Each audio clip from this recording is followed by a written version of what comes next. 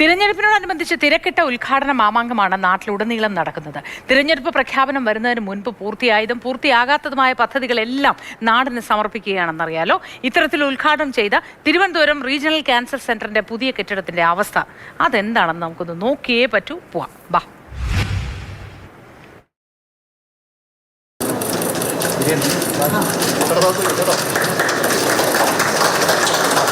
ഇത് കഴിഞ്ഞ മാസം 23-ാം തീയതി മുഖ്യമന്ത്രി പിണറായി വിജയൻ നാടിന് സമർപ്പിച്ച തിരുവനന്തപുരം റീജിയണൽ ക്യാൻസർ സെന്ററിന്റെ പുതിയ ബഹുനില മന്ദിരമാണ്. പുറത്തു നിന്നുള്ള ഈ മോടി കണ്ടാൽ തോന്നും പണിയെല്ലാം പൂർത്തിയായി പൂർണ്ണ പ്രവർത്തന സജ്ജമായി തുറന്നു കൊടുത്തതാണ് എന്ന്.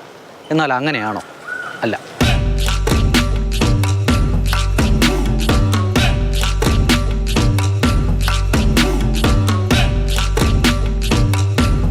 റീജിയണൽ ക്യാൻസർ സെന്ററിനായി നിർമ്മിച്ച ഈ ബഹുനില മന്ദിരം നാടിന് സമർപ്പിച്ചതായി ആദ്യമായും അറിയിക്കട്ടെ. കെട്ടിടത്തിന്റെ വിവിധ ഭാഗങ്ങളിൽ തൊഴിലാളികൾ പണിയിലാണ്.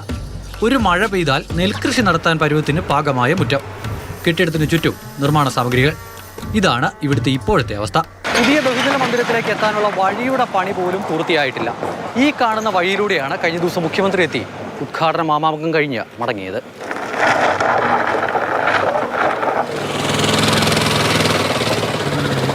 രണ്ടായിരത്തി 2018 തറക്കല്ലിടിയിച്ചുകൊണ്ടുള്ള RCCയിലെ പണി തുടങ്ങിയതാണ്.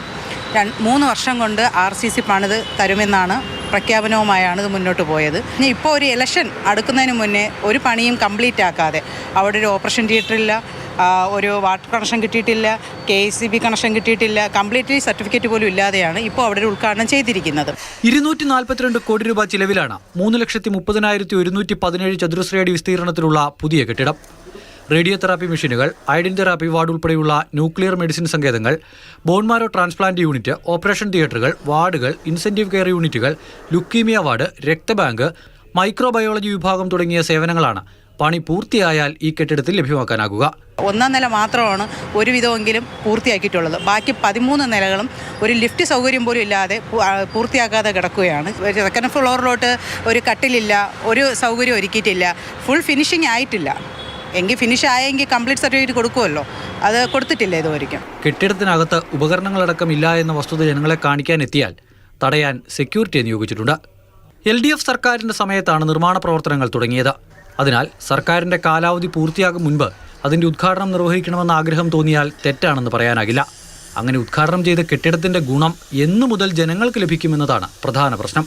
കഴിഞ്ഞ 8 കൊല്ലം കൊണ്ട് നടക്കുന്ന പണിയാണ്. അത് പൂർണ്ണമായും തീർന്നിട്ടില്ല എങ്കിലും ഉദ്ഘാടനം കഴിഞ്ഞിട്ടുണ്ട്. എന്തെങ്കിലും ആകട്ടെ, കഴിഞ്ഞത് കഴിഞ്ഞു. ഇനിയിപ്പോൾ ചെയ്യേണ്ട കാര്യം അടിയന്തരമായി ഇത് പ്രവർത്തന സജ്ജമാക്കി ആളുകൾക്ക് തുറന്നു കൊടുക്കുക എന്നുള്ളതാണ്. ശ്യാമിനൊപ്പം അമൽ തേനമ്പറമ്പിൽ, മാതൃഭൂമി ന്യൂസ്, തിരുവനന്തപുരം.